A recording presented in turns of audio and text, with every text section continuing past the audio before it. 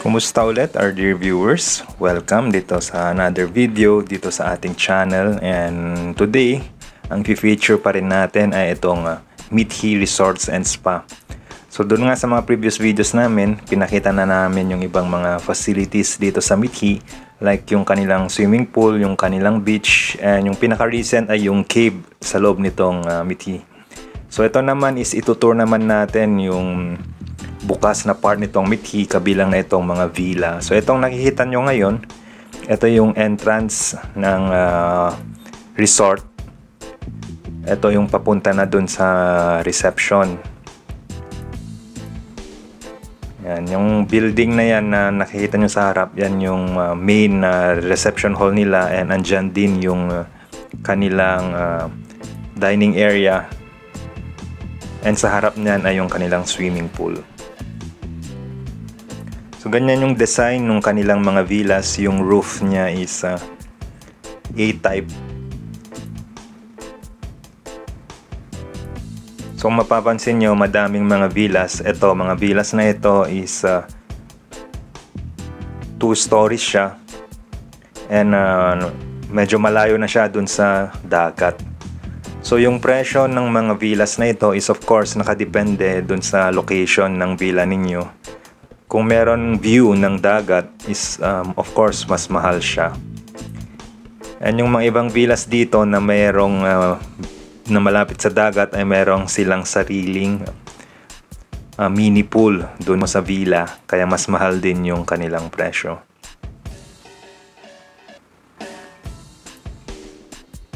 So ganito yung itsura nung resort. Yung pathway naman is sementado naman lahat yan, so kahit umulan hindi siya maputik. Well maintained naman yung mga lawn dito, mga grassy na part.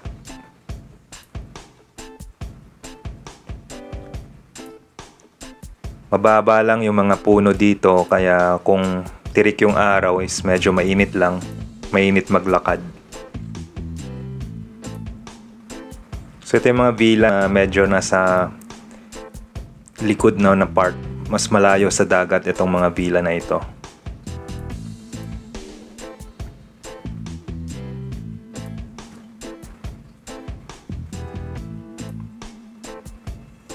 If I'm not mistaken, yung bukas so far na part dito ng resort is around 14 hectares. So malaki na yon and malawak.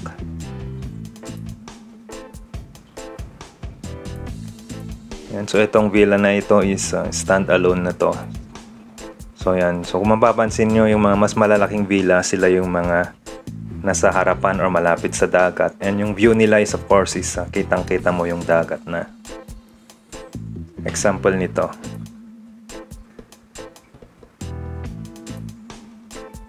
And ito naman yung mga villas na medyo nasa malayong part na, away from the sea. So depende na lang kung ano yung mas gusto nyo. Kung mas gusto nyo yung may view ng dagat, pwedeng dun kayo mag-book.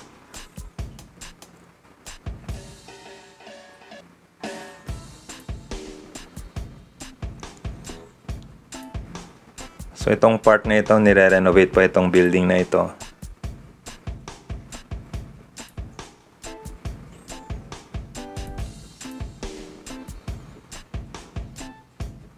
So yan yung kanilang fitness gym, pero under renovation pa.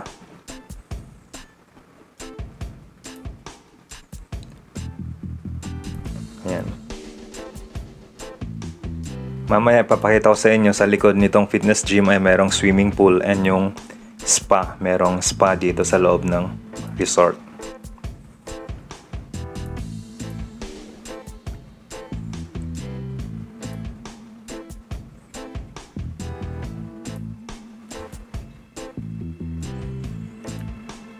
So ito na yung mga villa na nasa likod na, mas malayo sa dagat. Ayan. So may mga villa na 2 stories, bale 4 yung rooms doon na included doon sa mga ganong style ng kanilang villa.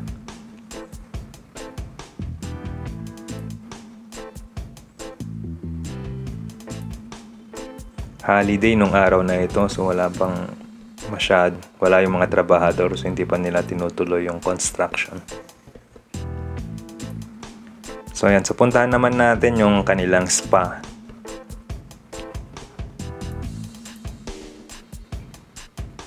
Yan, yung mga ganitong villa, 2 rooms to na nahati. Parang duplex type na villa.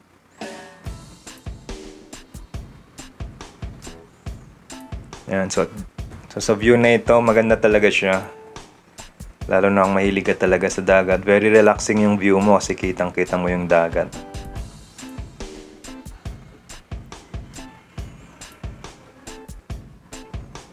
Ayan, so ito naman yung kanilang building for spa. Temporarily, may mga nilagay din silang equipment dito na pang gym. Para dito, pwede kang mag-exercise din sa part na ito. Pero temporary lang habang ginagawa pa yung talagang fitness gym area nila. So tulad nung nabanggit ko, merong swimming pool dito. Malaking swimming pool. So, pwede ka rin mag-swimming dito. Kung napanood niyo yung mga previous video namin dito sa Mithi, pinakita din namin na meron din silang infinity pool doon sa tapat nung kainan, nung restaurant. So ito yung reception nila para sa kanilang spa. Ayan, so 2,000 pesos per person yung 1 hour nila na spa. And ito yung reception, and ito yung kanilang rate sa kanilang mga massage.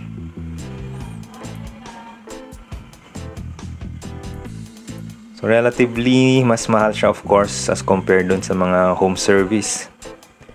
Kasi ito naman is nasa loob ka na ng resort. Hindi mo na kailangang lumaba para maghanap ng massage.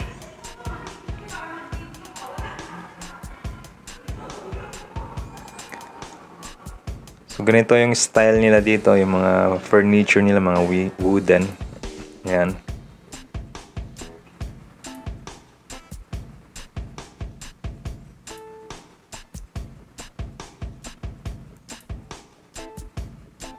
And may balcony sila dito, and of course, kitang-kita mo na yung dagat. So, sa oras na ito, low tide pa. Kaya lumitaw yung lupa sa part na ito. Ayan yung man-made island nila. And of course, yan yung fitness gym din nila na temporary.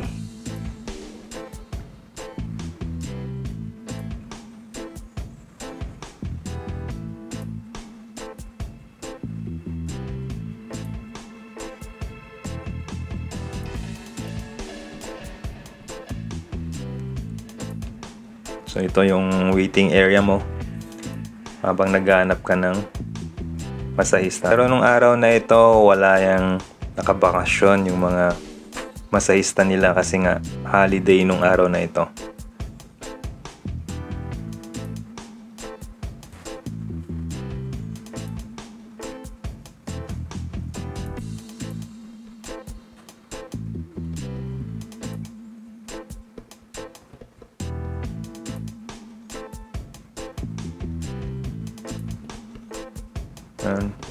So, check out lang natin itong swimming pool.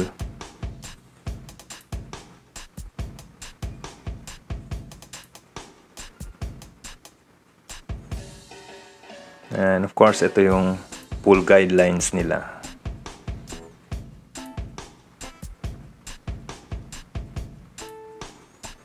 Walang nagsiswimming dito kasi nga yung karamihan is or almost lahat ay nagsiswimming doon sa kanilang infinity pool. Dito kasi medyo taguto, so kung hindi mo alam na merong swimming pool dito is hindi ka makapunta dito.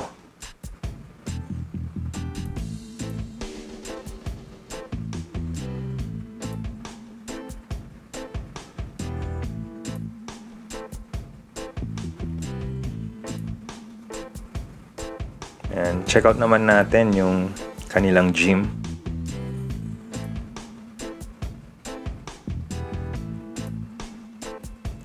So ito, meron silang mga basic na gym equipment. mga dumbbells, mga barbells. Air condition naman ito, yung gym na ito. So, hindi ka naman ganun maiinitan.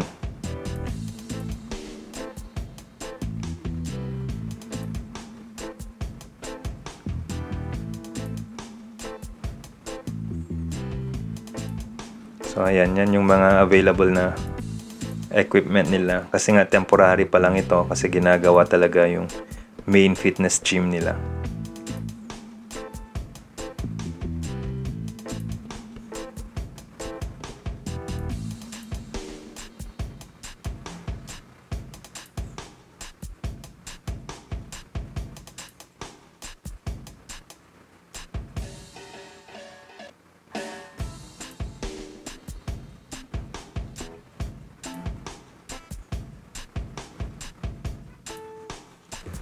So, ayan, may mga treadmill. So, pwede kang mag-exercise dito sa umaga. So, habang nagte-treadmill ka, yung view mo is yung dagat. Although, yung isang ito is out of order.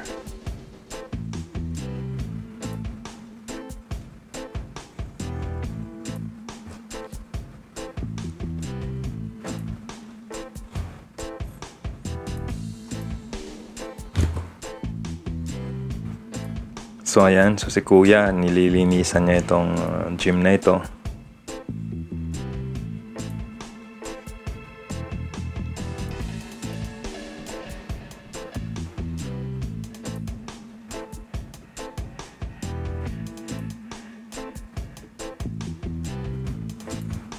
And check out naman natin yung baba na part.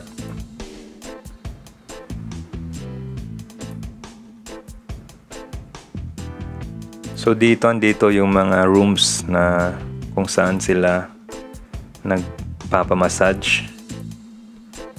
So ito, ladies facial and foot spa na area.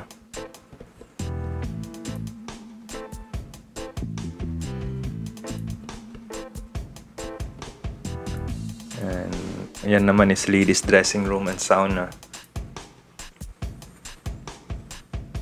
And sa kabila is para naman sa mga lalaki.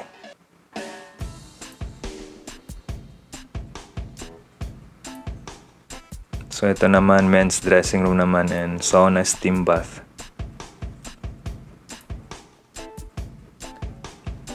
So ganito yung facility nila sa kanilang steam bath and sauna. Yan.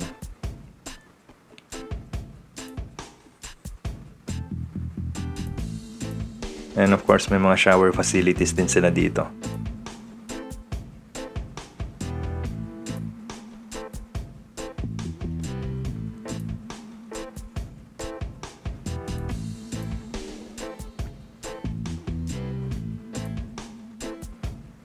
Yan yung mga shower nila.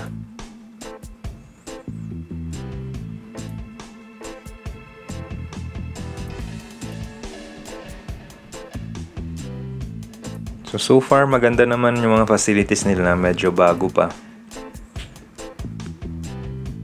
So ito naman yung men's facial and foot spa area.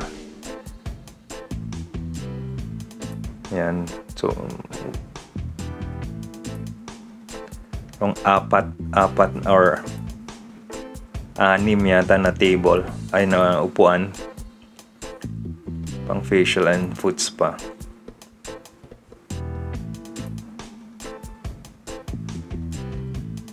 Or 5 na upuan.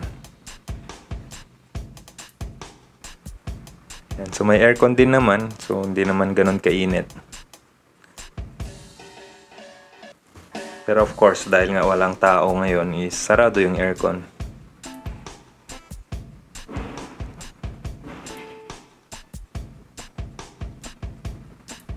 Ayan, so balik na tayo, na-explore na natin yung area na ito. Check out naman natin yung ibang part ng resort.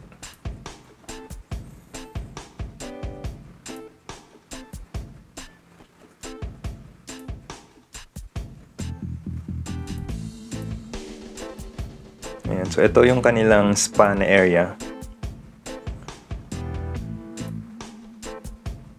And lakad naman tayo, pabalik na tayo dun sa reception area. So may pathway naman dito na malapit sa dagat. So very conducive din ito for walking. Kahit maglakad-lakad ka lang is nakaka-relax na kasi nga yung view is maganda. And of course, kung napapansin ninyo sa harapan is merong golf cart.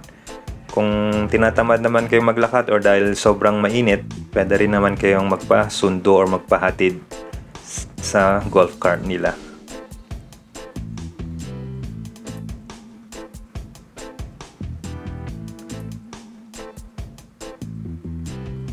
Yan. So ganito yung mga villas naman nila, mga malalapit dito sa dagat. Ito yung mga seaside view.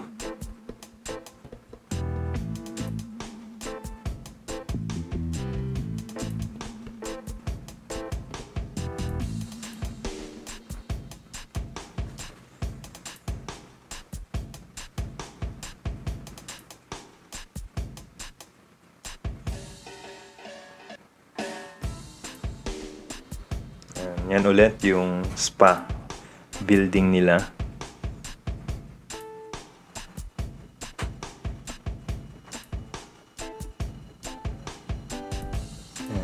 Yan, ito yung mga yan, kung mapapansin niyo yan, duplex yung type ng villa na yan.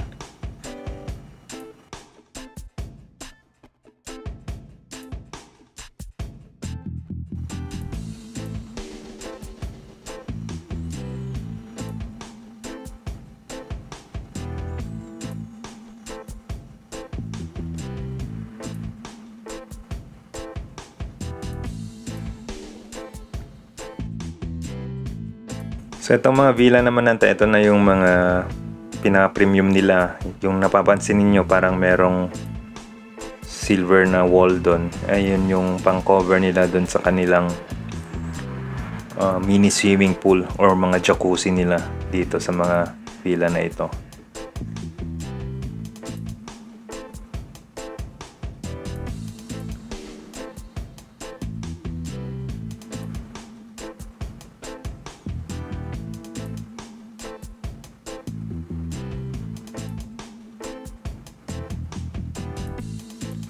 Yan. So from the spa building, medyo malayo lang yung lalakarin natin papunta dun sa reception area. Pero since maganda naman yung view is hindi mo din masyadong mapapansin. Pero yun nga, kung tamad ka talaga maglakad, pasundo ka na lang sa golf cart nila.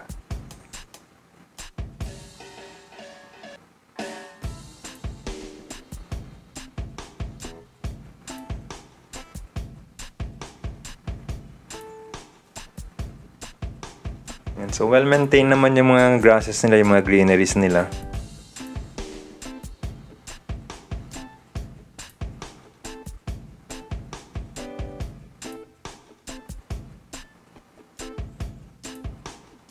Yan. So ito yung mga seaside villas.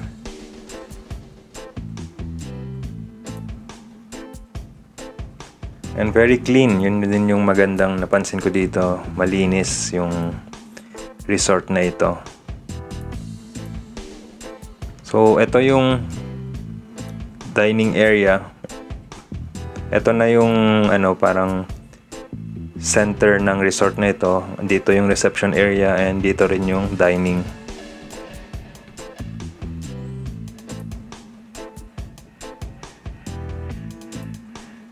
And napansin ko na parang merong playground dito sa part na ito. And since may pathway din naman, might as well check this out, itong playground nila. So kung meron kayong mga dalang mga kids na mahilig din maglaro, pwede nyo silang dalhin dito sa playground na ito para meron silang mapaglaruan. So ito yung meron din silang koi pond.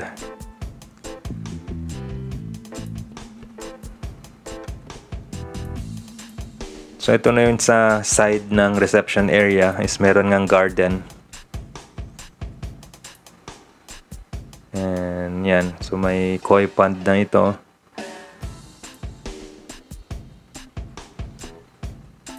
And yan yung mga facilities naman nila, mga playground nila para sa mga kids. So, kompleto naman yung facilities nila dito. Merong pambata. Meron din sila mga bar kung gusto nyong gumimik or uminom lang. Meron naman mga bar dito na nagsiserve ng beer and of course liquor. So, ganito yung kanilang playground. So, mga bago naman itong mga facilities na ito. So, mukhang hindi kinakalawang. So, safe pa naman siya gamitin. Although, yun nga, sa araw na ito, walang naglalaro ng mga bata. I guess kasi mas prefer din ng mga bata na mag-swimming na lang.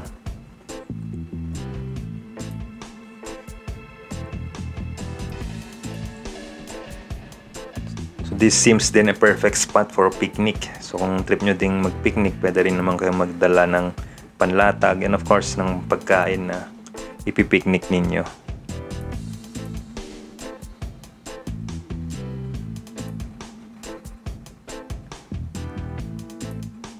Ayan. So ito na yung dining area nga, part na ito ng dining area. So kung napanood ninyo yung video namin na feature namin yung breakfast area nitong Mithi, ito yung Luisa Cafe. So na-tour na rin namin kayo previously dito, pero pakita lang namin na connected itong Luisa Cafe papunta dun sa reception. So may door dito, so pasok lang ulit tayo dito sa Luisa Cafe.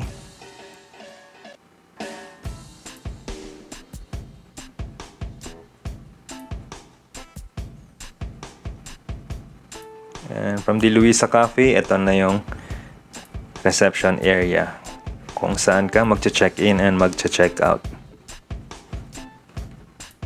So hanggang dito, so far itong video na ito.